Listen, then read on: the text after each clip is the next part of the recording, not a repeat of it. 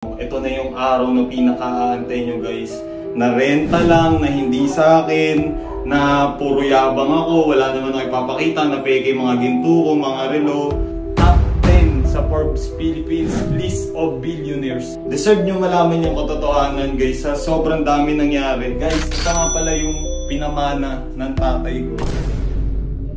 Okay na yun ya? Okay na, robot.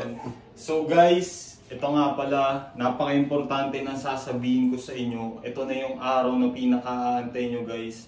Deserve nyo malaman yung katotohanan guys, sa sobrang dami nangyari. Andito tayo guys sa kwento ng buhay ko at sa kwarto ni King Radic. Guys, sa tinagal-tagal ng panahon, ang dami nyo nasasabi sa akin na renta lang, na hindi sa akin, na puro yabang ako, wala naman ako ipapakita, na peke mga ginto ko, mga relo.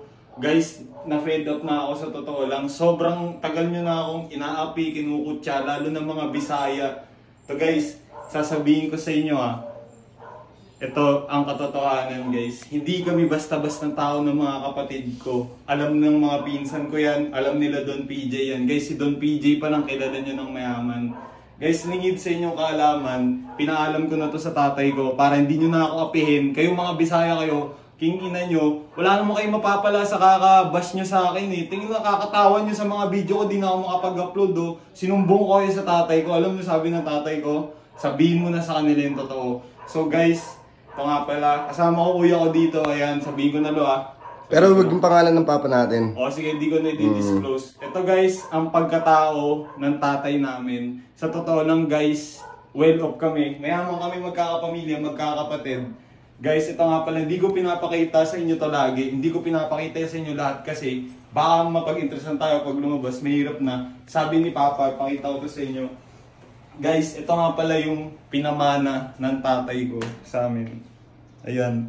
Watch collection yan guys. Sa mga nakakaalam, hindi ko napapangalanan kung anong mga relo to at kung anong mga ginto to.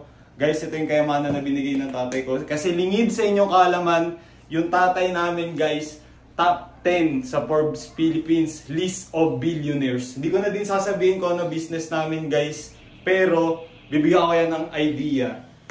Ano kami? Sa mga bahay-bahay kami. Yan. So guys, na naman ang ano ko, tingin nyo, mga Bisaya kayo, gusto ko lang linawin sa inyo na tangin na hindi renta mga motor ko at hindi peke yung mga relo ko at hindi peke yung mga ginto ko. Guys, sabihin ko ba lo, magkano laman na savings ko? Wag. Sige, sasabihin ko na, laman na ng BPI ko. Laman sige, ng BPI ko guys. As of now, sige, ano ko na lang, kanina sinilip ko, pumunta ako ng bangko, meron ako 67 million guys, nakatabi. Cash yun. Pang-emergency namin magkakapatid. Kaya kingin nyo, sa mga walang bilib sa amin, wala na akong pakialam sa inyo, wala na kami dapat patunayan pa. Namumuhay na lang kami na simple ng kuya ko. Guys, kingin na hindi biro yan oh.